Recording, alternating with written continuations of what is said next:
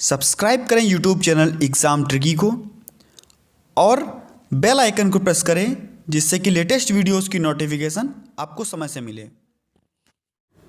नमस्कार दोस्तों, स्वागत है आपका आपके अपने यूट्यूब चैनल एग्ज़ाम ट्रिकी में। जैसा कि दोस्तों इस वीडियो में हम बात करेंगे पाठ्यक्रम के सिद्धांतों पर, और पाठ्यक्रम के सिद्धांतों के अंतर्गत हम पाठ्यक्रम के सिद्धांत जानेंगे।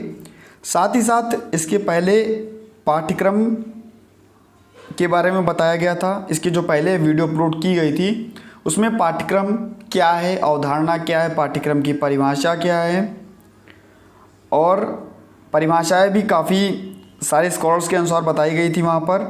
और पाठ्यक्रम के लक्ष्य क्या क्या होते हैं, पाठ्यक्रम के उद्देश्य क्या क्या होते हैं जिनको हम कह सकते हैं, या पाठ्यक्रम के घटक क्या क्या होते हैं, तो सभी चीज़ों को वहाँ पर डिस्क्राइब कर दिया गया था। और अगर आप उस वीडियो को देखना चाहते हैं, क्योंकि जितने भी अभ्यर्थी हैं डीएड स्पेशल एजुकेशन के, खास करके इंटेलेक्चुअल डिसेबिलिटी के जो आईडी के अभ्यर्थी हैं और जितने भी अभ्यर्थी हैं, सबके में लगभग पाठ्यक्रम देखने को मिलता है। और आप लोग अगर इसको जान लेते हैं तो आपको यह टॉपिक पाठ्यक्रम क्या है, लक्ष्य, उद्देश्य, सिद्धांत, 5 से 10 नंबर का टॉपिक आपका यहाँ से कवर हो जाएगा और हर साल लगभग पेपर में पूछा भी जाता है। तो दोस्तों वीडियो को अंत तक देखिएगा। और अगर आप उस वीडियो को देखना चाहते हैं जहाँ पर मैंने पाठ्यक्रम का लक्ष्य, उद्देश्य, पाठ्यक्रम के परिभाषा जो है उसको आप अगर देखना चाहते हैं तो मैं इस वीडियो के डिस्क्रिप्शन बॉक्स में ही उसका लिंक दे दूँगा, वहाँ से आप उस वीडियो को देख लीजिएगा। और देन इस वीडियो को उसके बाद में ही इस वीडियो को देखिएगा, अच्छा समझ में आपको आएगा। तो चलिए स्टार्ट करते हैं आज का वीडियो। ज़्यादा से ज़्यादा वीडियो को शेयर करना बिल्कुल ना भूलिएगा, वीडियो को ज़्यादा से ज़्यादा शेयर कर दीजिएगा सभी अभ्यर्थियों के पास, जिससे उनको भी लाभ मिल सके। तो पाठ्यक्रम के सिद्धांतों के अनुसार पहला सिद्धांत जो आपका है, अब अगर मैं सिद्धांतों की बात करता हूँ तो सिद्धांत क्या होते हैं पाठ्यक्रम में, तो पाठ्यक्रम का विकास किस प्रकार से होता है, पाठ्यक्रम का विकास किस लिए किया जाता है। मैंने आपको बताया था पहले भी कि पाठ्यक्रम का विकास किया जाता है मानसिक, शारीरिक, चारित्रिक, संवेगात्मक आदि गुणों का विकास हो बच्चे की। और पाठ्यक्रम ऐसा पाठ्यक्रम विकास करना चाहिए जिसमें बालकों की आवश्यकताओं की पूर्ति हो सके और बालक अच्छे से सीख सकें, ज्ञान का विस्तार हो सके। तो इस प्रकार से पाठ्यक्रम का विकास करना चाहिए। अब सिद्धांतों की अगर बात होती तो पहला सिद्धांत आपका है लक्ष्य की ओर निर्देशित करने वाला, यानी कि पाठ्यक्रम कैसा होना चाहिए, लक्ष्य की ओर निर्देशित करने वाला होना चाहिए। जबकि जब कोई भी लक्ष्य नहीं होगा तो पाठ्यक्रम का कोई मतलब नहीं बनता है। अर्थात हम कह सकते हैं कि जब तक कि लक्ष्य का निर्धारण नहीं हो तब तक पाठ्यक्रम का विकास का क्रियान्वयन नहीं हो सकता, यानी कि लक्ष्य बहुत ही जरूरी होता है। साथ ही साथ समान पाठ्यक्रम में विद्यार्थियों को विभिन्न छात्रों में सूचना देनी पड़ती है, और जो उनके क्षेत्र होंगे, काफ़ी सारे क्षेत्र होंगे, उनको सब में सूचनाएं देनी पड़ेंगी। और जबकि जो बौद्धिक अक्षम विद्यार्थी होते हैं, इनके बच्चों के लिए जो इनका लक्ष्य होता है वह किस प्रकार से बनाया जाता है, तो वह व्यवहारिक और कौशल के आधार पर या उनके कौशल के जो केंद्रित होगा वह लक्ष्य बनाया जाता है। तो क्या है, लक्ष्य निर्धारित होना चाहिए, हमको आखिर का गोल पता होना चाहिए कि क्या कराना है बच्चे को। तो जो हमारे बौद्धिक अक्षम बच्चे होते हैं, इंटेलेक्चुअल डिसेबिलिटी के बच्चे होते हैं, तो इनको क्या, इनका व्यवहार कौशल इनको सिखाना चाहिए, इनको इनकी जो सर्वांगीण विकास है बच्चों का वो करना चाहिए। तो ये आपका लक्ष्य होना चाहिए। इसके बाद में दूसरा आपका है आयु के अनुसार। आयु के अनुसार, अब मान लीजिए यहाँ पर बच्चा, जो बच्चे की क्लासेस चलती हैं तो वो प्री प्राइमरी में हुआ, जिसकी आयु 7 से 10 वर्ष आप लोग 3 से 6 वर्ष आप लोग कहते हैं। उसके बाद प्राइमरी की जो होती है वो 7 से 10 आप कहते हैं। तो प्राइमरी, प्री प्राइमरी में अगर बच्चा है और प्राइमरी का अगर हम उसको पढ़ाएंगे, उसकी आयु के अनुसार नहीं पढ़ाएंगे तो वो सीख नहीं पाएगा। अगर हम प्राइमरी के बच्चे को प्री प्राइमरी का पढ़ाएंगे तो वो नहीं सीख पाएगा अच्छे से। तो क्या है, आयु के अनुसार ही उसका पाठ्यक्रम बनाना चाहिए कि उसकी आयु क्या है, उसकी एज क्या है, उसके बाद में ही उसका पाठ्यक्रम तैयार किया जाए, जिससे वह उसको लाभ मिल सके। अगर बच्चा करने में असमर्थ है तो आप सभी को पता है कि उसको गामक कौशल की सहायता देंगे, सामाजिक कौशल की सहायता देंगे, जिससे कि पाठ्यक्रम में उसको लाभ मिल सके और बच्चे को पूर्व ज्ञान से जोड़ने का प्रयास करेंगे। तो आगे देखते हैं, स्तर के अनुसार बच्चे का स्तर क्या है, बच्चे का आईक्यू लेवल क्या है। स्तर की बात यहीं पे होती है कि बच्चे का आईक्यू लेवल क्या होता है। अगर मानसिक मंदित बच्चा है तो उसको सीखने में कठिनाई होगी।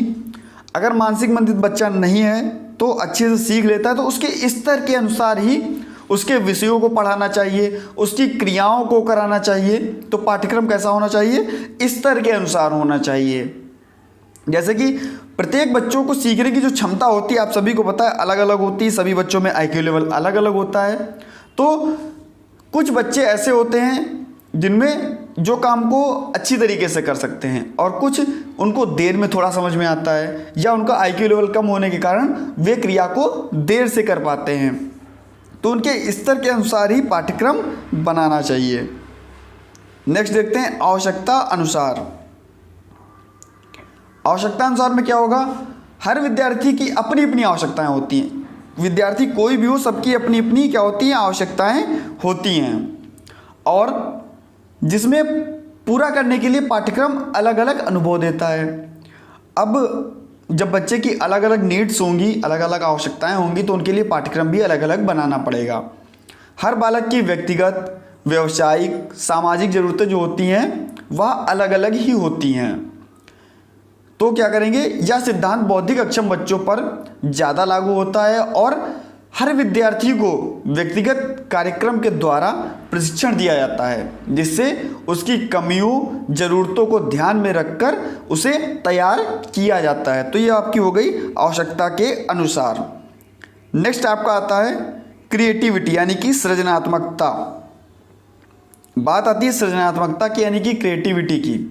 अब आप सभी को पता है पाठ्यक्रम ऐसा होना चाहिए कि बच्चे कल्पनाशील बन सकें और सृजनात्मकता को बढ़ावा मिल सके।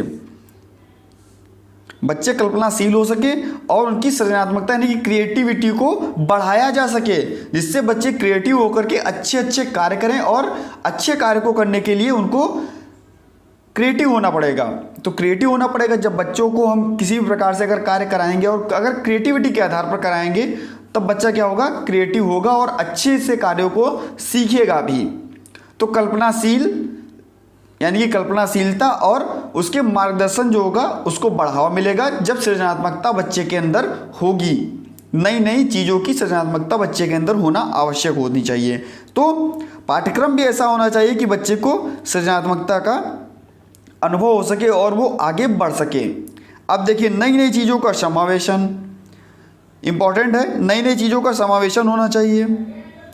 अगर हमने बच्चे को पहले कुछ और सिखाया है, उसके बाद में हम कुछ और सिखाना चाहते हैं, तो उसको क्या है, नई नई चीज़ों को जोड़ करके, ऐड करके सिखाना चाहिए। जैसे कि आजकल के जो बच्चे हैं, विशेष बच्चे हैं, उनको नए नए सिद्धांतों का सामना करना पड़ता है, नई नई चीज़ों को देखना पड़ता है।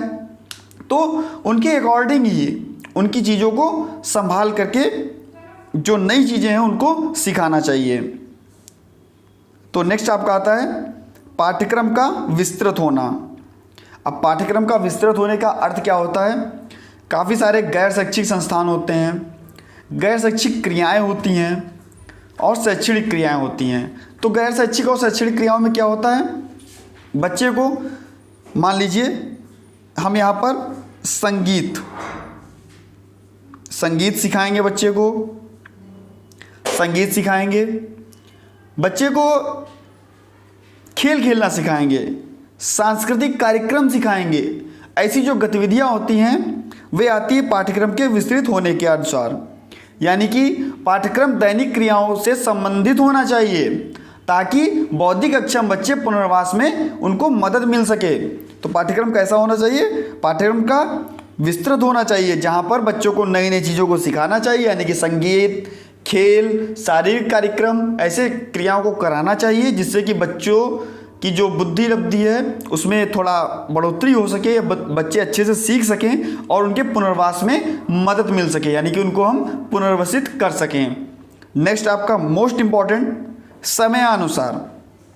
यानी कि पाठ्यक्रम कैसा होना चाहिए, समय के अनुसार होना चाहिए। आप सभी का देखिए पाठ्यक्रम एक वर्ष में जितना भी आपको 5 यूनिट होती है उसी में से आपको पढ़ाया जाता है, और उसका आपका एक बार इंटरनल होता है, एक बार एक्सटर्नल एग्ज़ाम होता है। तो क्या होता है, पाठ्यक्रम समय के अनुसार होना चाहिए, यानी कि एक निश्चित समय अवधि होनी चाहिए जिसके अनुसार आप लोग अपना पाठ्यक्रम पूरा कर सकें। नेक्स्ट आपका मोस्ट इंपॉर्टेंट लचीलेपन का सिद्धांत, यानी कि फ्लेक्सिबिलिटी होनी चाहिए, लचीलापन होना चाहिए। बच्चे को पाठ्यक्रम में लचीलापन होना चाहिए। बच्चे को जब हम पाठ्यक्रम सिखाएं तो उसमें लचीलापन क्या होना चाहिए, विद्यार्थी व्यक्तिगत विभिन्नताओं के आधार पर व्यक्तिगत रुचियां, प्रगति, आवश्यकता, क्षमता के अनुसार सीख सके। अगर पाठ्यक्रम कठोर होगा तो वह संपूर्ण छात्र के लिए उपयोगी नहीं होगा। तो कैसा होना चाहिए पाठ्यक्रम, पाठ्यक्रम होना चाहिए लचीला, यानी कि फ्लेक्सिबल होना चाहिए। अगर बच्चा कह रहा है कि ऐसा कार्य करना है और उस कार्य को करने के लिए उसको कठिनाई का महसूस हो रही है तो क्या करना है, उसको थोड़ा लचीला बनाना है जिससे उसको कठिनाई ना हो, बच्चा सृजनात्मक बन सके, बच्चे का विकास अच्छे से हो सके, परिपक्वता आ सके। तो इन सब चीज़ों का ध्यान रखना है। और मैंने आपको बताया बच्चे की क्या बढ़ानी है, मानसिक, शारीरिक, चारित्रिक, संवेगात्मक, इन सभी गुणों को बच्चे को बढ़ाना है, यानी कि बच्चे का सर्वांगीण विकास करना है। नेक्स्ट, बच्चा जो वो होना चाहिए आपका पाठ्यक्रम, वो होना चाहिए बाल केंद्रित, बाल केंद्रित पाठ्यक्रम होना चाहिए, यानी कि बच्चे पर आधारित पाठ्यक्रम होना चाहिए। हमको बच्चे को सिखाना है, ना कि खुद को सिखाना है। तो बच्चे पर के अनुसार पाठ्यक्रम होना चाहिए, बच्चे के अनुसार पाठ्यक्रम होना चाहिए, ऐसा पाठ्यक्रम होना चाहिए जिससे कि बच्चा सीखे, ना कि हम सीखें। नेक्स्ट आपका क्रिया पर केंद्रित होना चाहिए। पाठ्यक्रम कैसा होना चाहिए, क्रियाओं पर केंद्रित होना चाहिए, विभिन्न प्रकार की जो क्रियाएं हैं उन पर केंद्रित होना चाहिए पाठ्यक्रम। अब हम आगे देख लेते हैं कि जो निर्देश आपके हैं पाठ्यक्रम निर्माण के 5 निर्देश, इन्हीं में से निकाले गए, कहीं अलग से नहीं आए हैं। इनका हम सार लेके चलते हैं। तो हम देखते हैं कि ज्ञान को, जो बच्चे का ज्ञान है उसको स्कूल के बाहरी परिवेश से जोड़ना, यानी कि जो स्कूल का ज्ञान है वह स्कूल के बाहरी परिवेश से जब जुड़ेगा तो बच्चा अच्छे से सीखेगा। बच्चे का अगर हम कोई भी क्रिया 1 to 5 के बच्चों को कराते हैं, मान लिया, तो हम क्या करते हैं, उसको उसके परिवेश में ही रह करके, अगर विद्यालय में कार्य कराया जा रहा है तो विद्यालय के परिवेश में ही रह करके कार्य कराते हैं, और ऐसा कार्य कराते हैं जिससे कि उसको बाहरी ज्ञान से उसका जनरलाइजेशन हो सके, उसका सामान्यीकरण हो सके। तो इस प्रकार से नंबर दूसरा आप देखते हैं, परीक्षा को अपेक्षाकृत लचीला बनाना और कक्षा की गतिविधियों से जोड़ना, यानी कि नई नई गतिविधियों को कराना, नए नए TLM बना के लाना, नई नई चीज़ों को सिखाना, बच्चे को सृजनात्मकता का अनुभव कराना। और जैसे कि मान लीजिए हमारे यहाँ जो मानसिक मंदित बच्चे हैं, इंटेलेक्चुअल डिसेबिलिटी के जो बच्चे हैं, उनको किस प्रकार से सरल से कठिन की ओर सिखाया जाता है। तो सूक्ष्म से सिखाते हैं, छोटी छोटी चीज़ों से हम उनको सिखाते हैं और सरल से कठिन की ओर सिखाते हैं, या कह सकते हैं सरल से जटिल की ओर सिखाते हैं। तो इस प्रकार से और कक्षाओं की गतिविधियों से जोड़ते भी हैं। नेक्स्ट आपका एक ऐसी पहचान का विकास जिसमें प्रजातांत्रिक राज्य व्यवस्था के अंतर्गत राष्ट्रीय चिंताएं समाहित हों। नेक्स्ट आपका यह सुनिश्चित करना कि, अब देख लीजिए, पढ़ाई जो है वह रटन प्रणाली पर आधारित ना हो। आप सभी को पता है कि पढ़ाई रटन प्रणाली पर आधारित नहीं होनी चाहिए, बच्चे को समझाना चाहिए, बच्चे को नई नई क्रियाओं के अनुसार कराना चाहिए जिससे कि बच्चा समझ सके और कभी भी ना भूले। ऐसा सिखाना है हमको बच्चे को। तो रटन प्रणाली पर आधारित नहीं होना चाहिए बल्कि समझ पर आधारित होना चाहिए। नेक्स्ट आपका पाठ्यचर्या का विकास इस प्रकार से हो कि वे बालकों के सर्वांगीण विकास का अवसर उपलब्ध कराएं। मैंने आपको बताया सर्वांगीण विकास के अंतर्गत जितने भी आपके विकास आते हैं, शारीरिक, मानसिक, चारित्रिक, संवेगात्मक, सभी विकासों का विकास होना चाहिए, यानी कि सर्वांगीण विकास होना चाहिए बच्चे का। तो इस प्रकार से आपका जो ये पाठ्यक्रम का सिद्धांत जो आपके हैं वो समाप्त होते हैं। 11 सिद्धांत आपको यहाँ पर देखने को मिले।